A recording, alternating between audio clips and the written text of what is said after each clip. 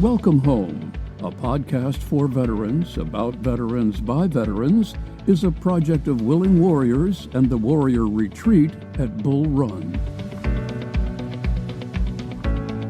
Good morning. I'm your host, Larry Ziliaks, Director of Culinary Services here at the Warrior Retreat at Bull Run. And this week, our guest is Pete Prezell.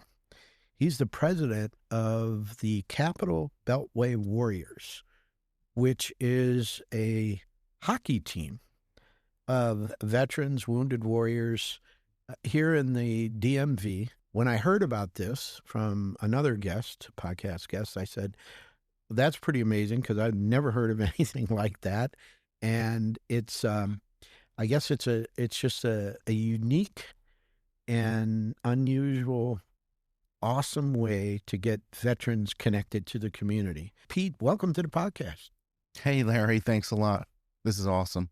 Let me start by one of the questions that I asked most of my guests. Now, you're prior service Army. I am. Okay. So why did you join the Army and not the Air Force? Well, I didn't know there was an Air Force at that time. I thought it was just Army. Mm-hmm. Actually, I joined when I was 18 years old, like most of us do, I suppose. I walked into my dining room and the recruiter was sitting at our dining table. Now, I had no exposure to any Army thing, but my parents set this up, and I really didn't have a choice. Army. Okay, so when I've heard on about that, right, I was going to say, when I've heard this story before, it's usually that the parents wanted you out of the house. Well, they recognized an amazing opportunity financially, so they wanted to keep me around the house. Actually, I went to the University of Connecticut, and at that time, the National Guard in Connecticut, I joined the National Guard initially. They offered a tuition waiver, and that, you know, what cha-ching dollar signs go away with parents on that. So the recruiter was there, join the service, get a free ride at UConn. Wow. And off I went. Wow. Okay. That's a good reason to do it. Yeah, for sure. That's great. Okay. So talk about the Capital Beltway Warriors and just exactly what it is, how it came to be. Right. How it came to be. I was not there when it came to be. I've been the president now for the past 3 years, and a member probably for about 4. It began in 2017 as a nonprofit. We are still a nonprofit to provide an outlet for veterans and active duty service members locally in the National Capital Region through the sport of hockey. So there was a recognition at that point to provide kind of a gap filler, I would say, in terms of support to veterans that our DOD wasn't able to provide. And it's not necessarily the DOD's fault in that sense. It's just, it is what it is. They can't cover down. They can't cover all the bases on the intricacies of caring for our veteran community. And through the sport of ice hockey, we recognize this would be an avenue to, you know, provide support to a certain community of veterans that play hockey. Right. But you don't have to play hockey. You come to learn, play hockey. So it's kind of branched out into that. So it wasn't just distinctive, oh, you can only do this if you play ice hockey, right? We're here to teach you how to do that. But it's more than that, right? How big is it? Just one team? Is it a group of different teams? How many people? How many veterans? So we have roughly 120 members, and it is a hockey team. It's an organization first and foremost, but it is a hockey team. We have 2 basic hockey level teams. We have more of an upper skilled level and a lower skilled level hockey teams. So as we go throughout our hockey season, we recognize our opponents. Okay, they're a certain level, so we gauge that. You know, winning matters in a sense, but that definition goes a little bit further for me. It's not about crushing the opponent necessarily. It's about the experience, and we want to ensure that the experience at our hockey games for our veterans are complete, and that does relate to the skill levels. So we have elite players, you know, playing a lower kind of game that might not be an enjoyable experience in that sense. Sure. So we have 2 teams, 120 members. They're all locally here in the NCR. Some do travel, over an hour to get to the practices. We practice, our headquarters, we'll call it, is at the Tucker Roads ice rink near the National Harbor. Mm-hmm. That's where we're kind of like based out of. We conduct 4 hockey sessions a month, whether it would be practices that are coached Mm-hmm. or games. And we also do external tournaments where we travel worldwide, mostly local U.S. tournaments, regional, Mm-hmm. Pennsylvania, Johnstown tournament we just did. We participate in national events that are hosted by the USA Hockey Organization, which is a big proponent of disabled warrior hockey. So we're kind of tied in with that. There are probably over 60 organizations like us in the nation, and we all converge on these national tournaments to play each other. A lot of the teams are associated with their local NHL teams, Pittsburgh, or name them the NHL team. We are not. Yeah. Listeners, I just want to clarify one thing. Myself and Pete use some abbreviations you're probably not familiar with, so I'm just going to give you the basically break it down for you. I had said the DMV, which is Delaware, Maryland, and Virginia, and Pete had mentioned the NCR, which is the National Capital Region.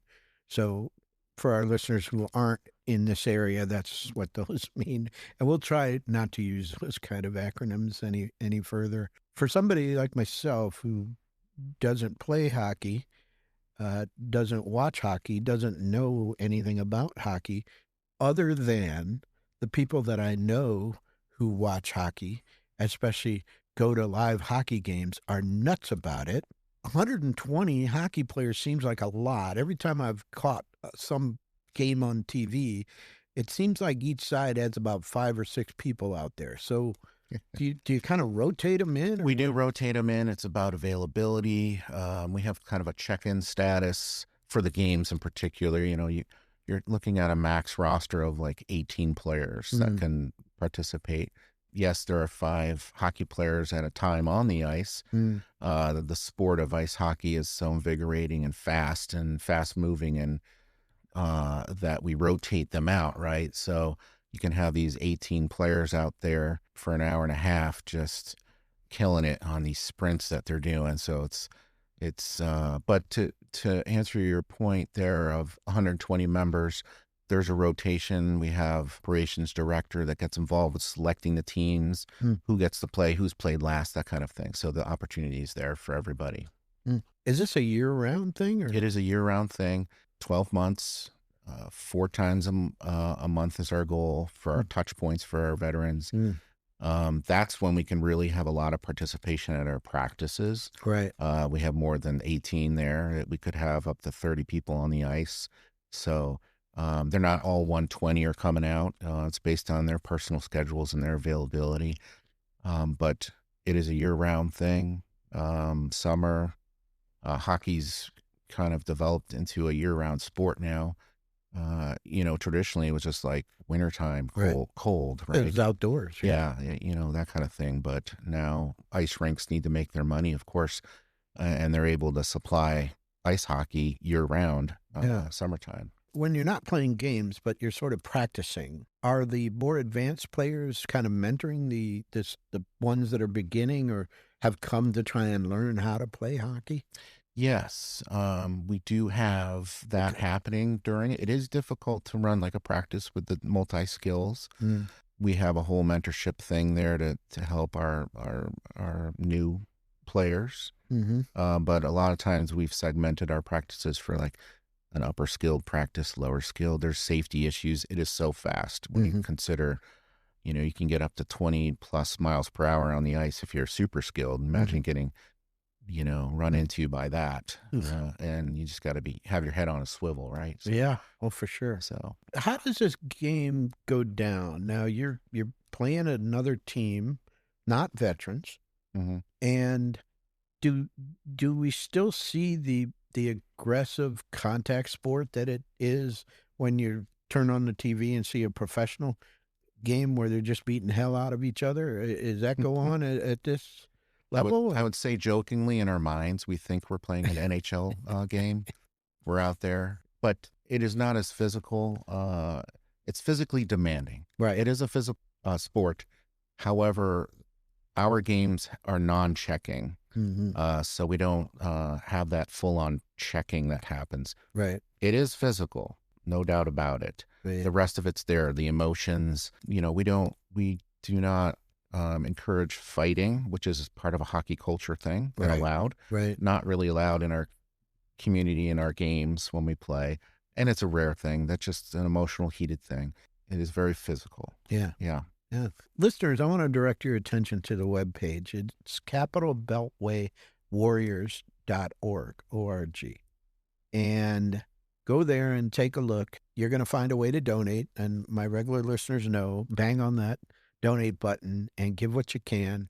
A nice $5,000 donation would be great. I think that would pay for a good number of hockey sticks. I don't know what a hockey stick costs, but I mean, it is just wooden. So you could probably get a lot of them. I don't know. No. Are they not just wooden? That is an awesome point you're making. It is not inexpensive. They cost up to $400. The best ones. What are they? Titanium? They are practical. Well, actually, yes. Some of them have a titanium mesh built in. There's so much technology involved with these sticks now. The way they progress from a wooden stick. That's what I had as a kid. Yeah, there's you have 20 different varieties of curves. Oh my God. Different flexing.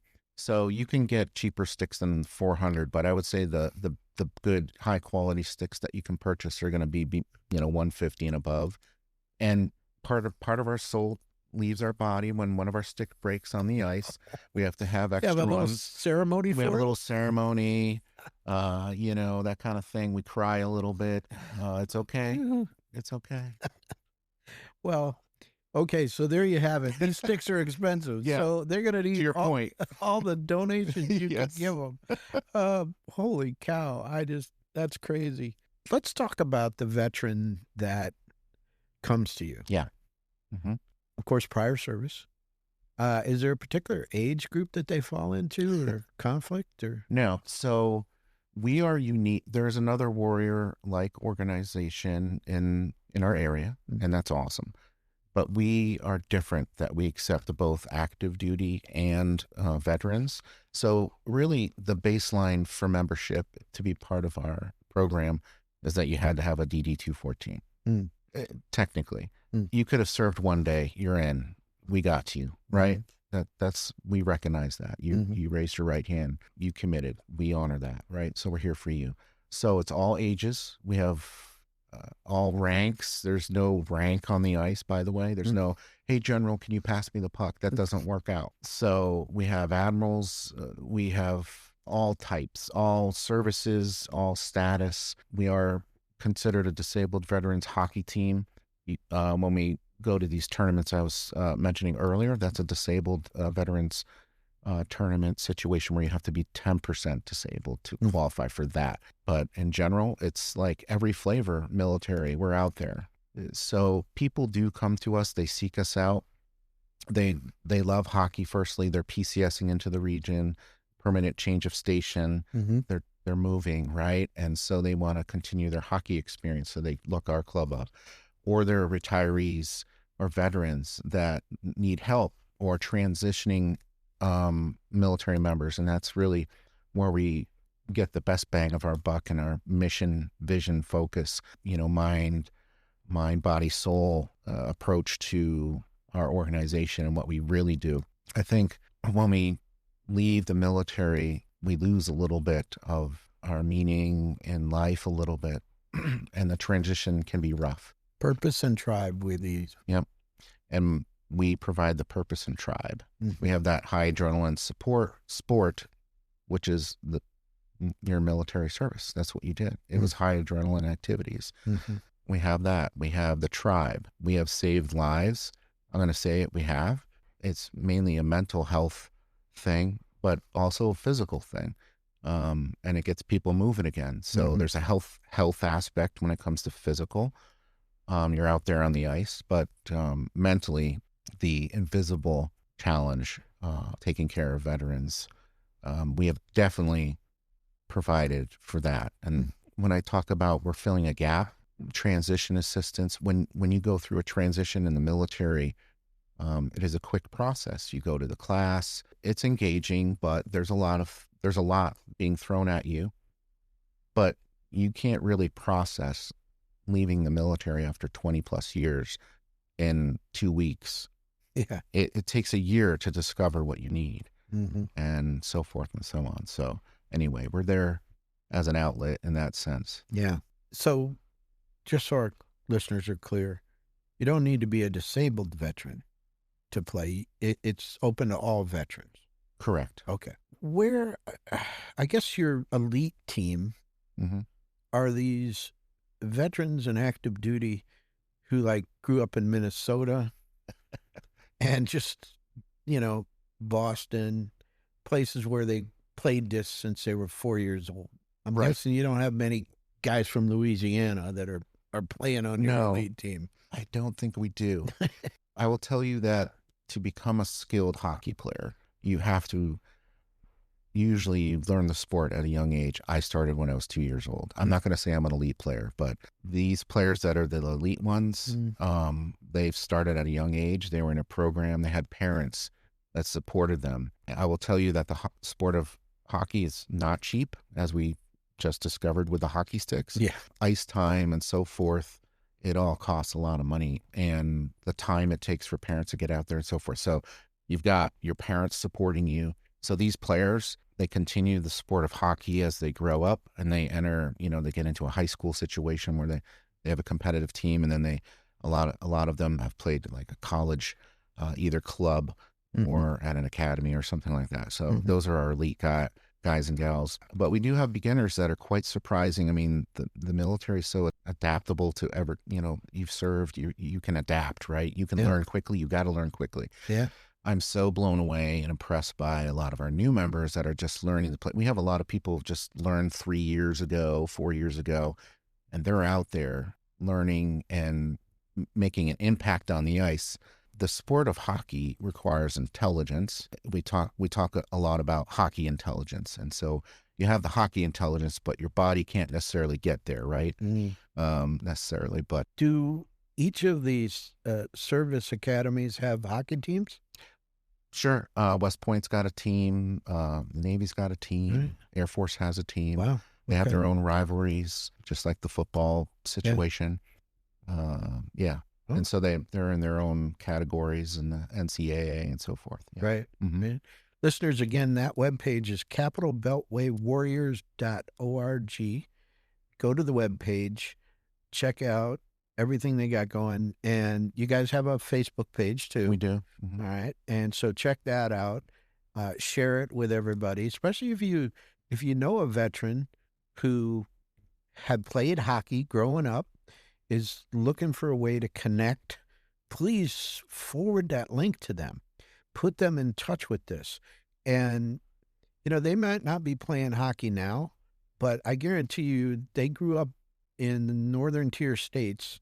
They played hockey as a kid.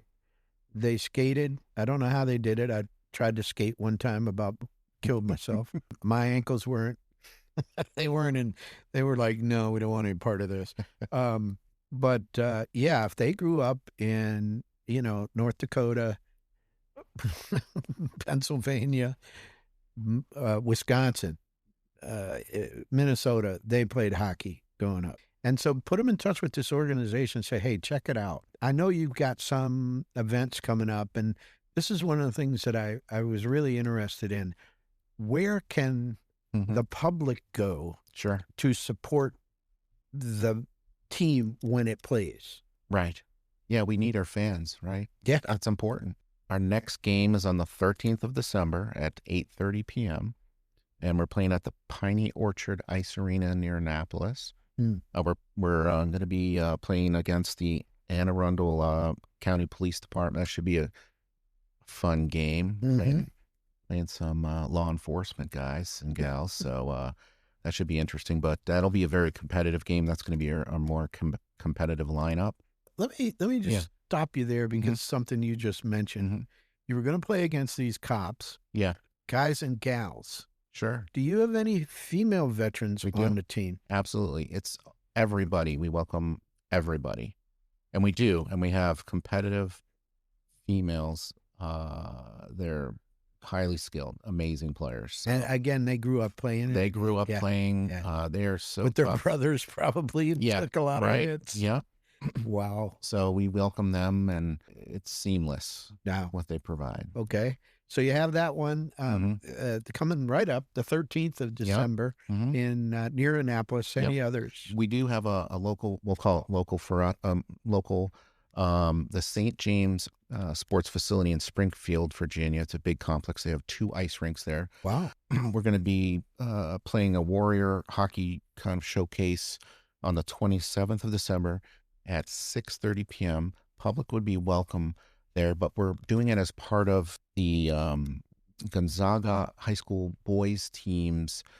They host a tournament there called the Purple Puck Tournament, and they asked us to join them to recognize, the Warrior community and what we do. So this is going to be a very special game. Right. We're going to allow, or we're not allow, but we want to play with the boys.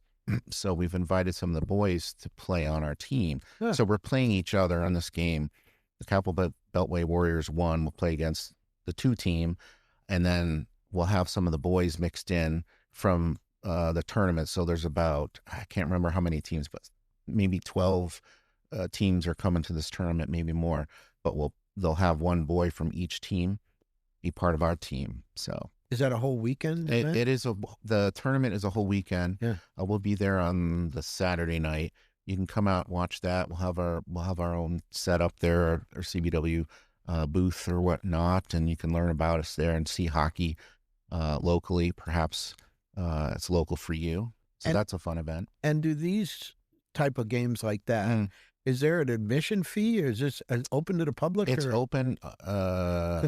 I believe it. Yeah, I'm not sure about this one. This one should be free too. It's all open. All our games would be open to the public in a sense, unless it's a special fundraiser kind of thing. But in general, yes. Right. Okay. Right. But that's a good place for them to donate too. Yeah, absolutely. Come there, see it firsthand, talk to us. Yeah. Even if you're a hockey player that wants to do it, come out and check it out. Okay.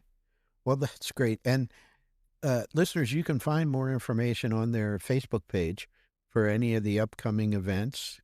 Start to follow them so that you get notified of when there's going to be an event. If you're a veteran and you're interested in playing, reach out to them through the webpage, which again is capitalbeltwaywarriors.org. While you're there, make a donation. Please donate. It's a 120 member team. They travel, they teach, the camaraderie has got to be amazing, but it's not free. So they really do need your donations. And I guarantee you that if you go to one of these games, you're going to want to donate because you're going to see what it's all about. And you're really going to get a firsthand view of how amazing this organization is. And it's unlike any others. I mean, there's about 50,000 veteran service organizations around the country. And how many of them have you heard of like this that are playing hockey, that are doing this kind of work in the community and getting veterans out, not isolating, getting them into that tribe based on an activity that they grew up with or a sport that they've come to love. And that's why they need your support. This organization needs to continue. It needs to be funded. And they're just doing, just wonderful work. So, Pete, I can't thank you enough for coming out and sitting down with us and telling us all about this great organization. Larry, it's been a pleasure. Appreciate it. Well, listeners, we'll have another episode for you next week, Monday morning, 0500. You can find us on all the major podcast platforms. We're on YouTube and Wreaths Across America Radio. Until then, thanks for listening. The Welcome Home podcast is brought to you by Willing Warriors, a nonprofit organization serving active duty service members and veterans since 2012. To learn more, please visit our webpage at willingwarriors.org.